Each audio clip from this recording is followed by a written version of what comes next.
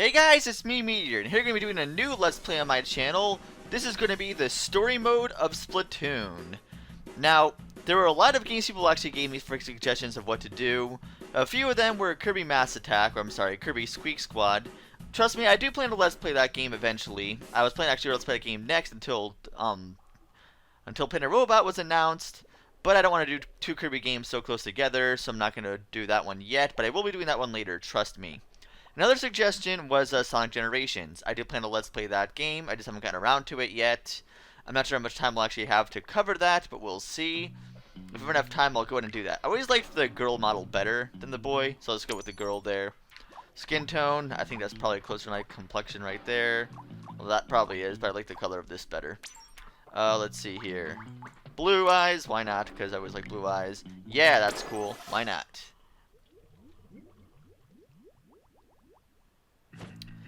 Yeah, if you want, now, here you can move around. Quite simple. Very easy controls to learn. Very easy.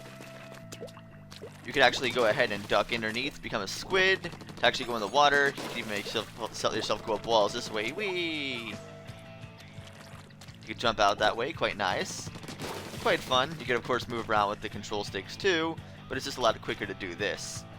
I love the controls for Splatoon a lot. I think the controls work quite nicely. I can't say the same about Star Fox Zero, but that's a whole nother story for another day entirely. Anyway, the gun you start off with here for story mode, I mean, this is just the tutorial right here, is essentially what is essentially the Splattershot Junior. Very, very low range, but very, very good coverage. I personally don't like it. I prefer the squelchers personally, like the like the dual squelcher. I think that's what it is. That thing is like my weapon of choice. That thing is boss. Team that up with some ink preservation tech armor, and you got yourself set, boss. Anyway, point is, you can go ahead and go up. These can also go on ramps like here and jump. Whee! Quite simple, quite easy. You can also go through gates that way. Go up walls, and if you have other ink, if you walk in other ink, you see yourself get covered up that way quite easily. But you could just go here, just wash yourself in the regular ink and kind of wash it away. But better idea is to just actually spray it on the other sides anyway. That's another technique that's really good for armor, is also ink resistant shoes. Those things are great. I do not play Splatoon without my ink shoes. If you're wondering, I actually deleted my Splatoon data to actually do the story mode, because otherwise that autosaves you don't see any of this or any of the main story, and everything's already finished. So I essentially moved all my data onto my flash drive for access later. In the meantime, I had to actually just clear out my data before. I've always wanted to do this Let's Play a lot, but I've never actually gotten around to it because I didn't want to delete my data, because I didn't know you could actually back up your data. Because I know you couldn't with the Wii unless you used Homebrew, but with this, you actually can back up your save data onto a flash drive for future use, which is very nice. I did not know this was possible until I looked it up like 2 days ago. Either way, kind of looks like a Materasu there on the top left, but I'm sure it's just like the standard type of fox thing. I don't know. Here's the plaza. Whee! Splatoon, press ZL and ZR. Alright.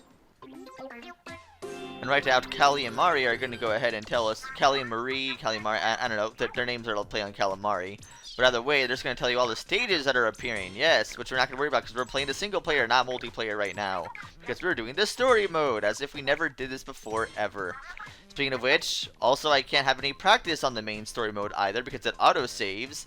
And even this spot here, this little thing about story. Newsflash! Newsflash! What is it? What is it? Incapital's great Zapfish has vanished! Wait, seriously? If it isn't recovered soon, are we gonna lose power? Oh, I'm sure it'll be fine. Probably. I wonder if it has anything to do with that UFO crash. Sounds likely to me. Well, that's all for now. Until next time. Stay fresh! Alright. So basically, yes, I know this. Yep, this is the plaza. Yep, you can do all this cool stuff. Don't care. Don't care. I already know. I can explain this all myself. All this is going to be multiplayer. I'm doing single player right now. I don't need to worry about this. But yeah, little snippet you saw about the story there about the Zapfish being stolen and Callie and Marie introducing that, that would not actually appear past the first time you turn on the game like this here. And they also tell you about the spot of village you're going to now. Who's that creepy old dude? He seems like the type you mixed up in something dangerous. Whatever, why don't you just head to the lobby in Ninkolops' tower? That's where you can get your splat on. Hold on, there we go, that's what I was looking for my jump button. It's X, obviously. You go around here, I always like doing this, jump on this. Whee! I could jump up here that way. Yay, how exciting, I have to take the stairs. Either way, let's just go over here and talk to this old man. Let's go and enter inside.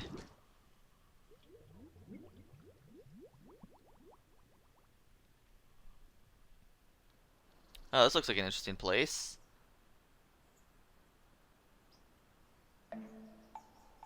The Octogok! The Octarians are coming!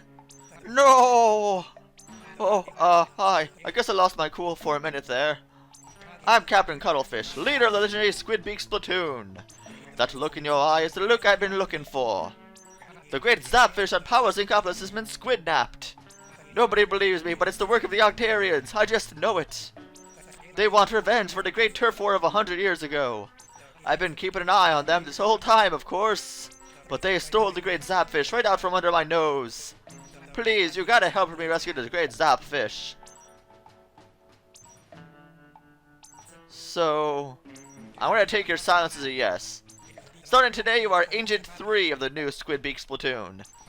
This is your brand new hero suit. Oh, that's pretty cool. It'll help you fight the Octarians. What a great fit for a hand-me-down from Agents 1 and 2. Now let's go get those Octo-Jerks. I'm counting on you, bucko.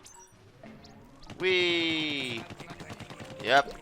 You can also shoot that, and it'll show you a location that you could actually go to. Every time you see a new location, you can just tap it on the screen, and it'll launch you there. So what I'm going to do, I'm actually going to uncover everything first. That way, I can actually teleport to it easily. Yay! This is the third here. And then finally, well, that doesn't open up until you actually clear everything else. So let's clear everything else. Yay! Almost launched myself off. By the way, level 1, Octotrooper Hideout. Catch that Zapfish. Each level actually has Sunken Sea Scroll, I think is what they call it. Sunken Scrolls is what they're called. Hidden somewhere inside the level. I will be showing off all those as well, don't you worry. I actually like the story mode a lot in this game. I actually think that this could theoretically turn out to be really great for, you know, other... I just think the whole platform... I mean, people actually complain about the story mode because they say it's nothing like the actual gameplay, the actual multiplayer, and that therefore it's more like a just really giant tutorial. I actually like the actual platforming originality they actually have in here. I think with enough, they could have if it's a long enough game, this whole story mode could actually be fantastic. But if I've heard, I don't think they actually plan to actually make a story mode of this. Now here, you'll see these guys armored. Just hide it from behind them and shoot them from behind. Whee! These, of course, these little orange balls you're collecting are actually your currency in the actual story mode. So let's not worry about that. Checkpoint! And of course, we'll see a lot of enemy territory here, so just shoot, launch around, you die, and you also die. Yay! And now we launched a new launch pad. Let's see. Where am I? I don't think I'm actually there at the spot where I can actually hit that yet. You can't hit those shielded Octo-Jerks from the front. Alright, I'll have to go from around the back by doing this.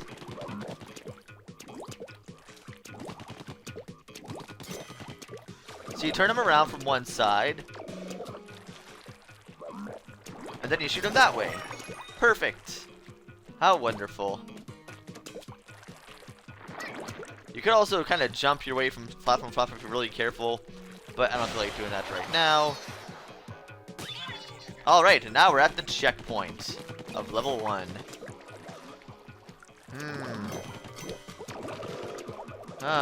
Interesting. I think I'm just gonna go ahead and say down here. Oh, okay. He also has a little health meter there at the left. Every time you die, you actually you actually lose another health. You have 3 chances to, you have 3 lives to clear each level before it counts as a game over.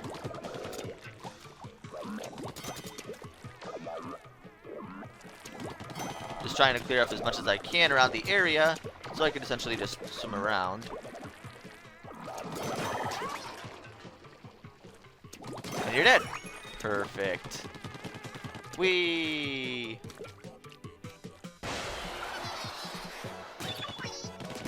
Now, this is the area where there's actually a sunken sea scroll, but we'll worry about that when we get there. In the meantime, let's just kill all these guys first. You die, and you die. Sweet. Now, before we actually go on that launch pad, let's actually go up here. You actually see a spot there. Or better yet, go over here. This is where you want to go.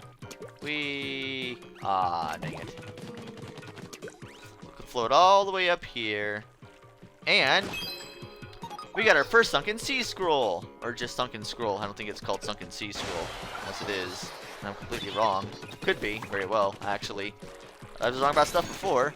This is actually an armor upgrade. Essentially, it actually gives you another shot. So even if you get hit and die, you actually have another chunk of armor that can take off right there. Gotta have a key to open that vault. You can only get a key by defeating certain enemies and find them in certain locations. Like in this case, it's gonna be a little bit further beyond. See that little spot right there? That's where it's at. Whee! Whee! And you die. Yay! All of you die. And now we have our keys, so now we can actually make our way back. Let's go ahead and get that orbs right there. So I can upgrade my armor. And the upgrading of the armor actually only upgrades the armor in the story mode, not anywhere else. You can't actually carry this, well, you can't carry the actual armor itself into the actual gameplay, but I'll get into that more later.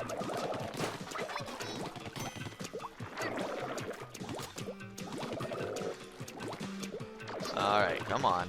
Gotta clear up a lot of this area here.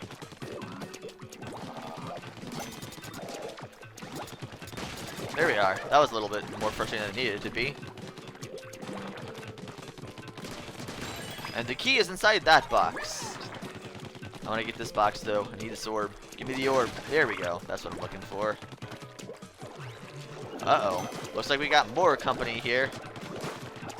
Now these ones here, the ones that actually have more hair, actually are like more elite type agents. They tend to shoot better than normal. Either way, at the very end, you'll see a zap fish. Just shoot it off, blow up its little bubble, and saves the zap fish. And thus the level is clear. Level 1 complete. Onward.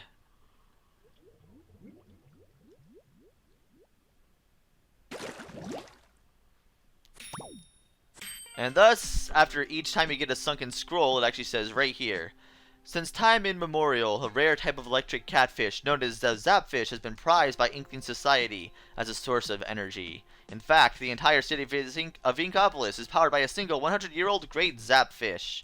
And every time you actually see the picture there, and you get notes every single time you actually get a new page. Of course, there are 27 of these in total.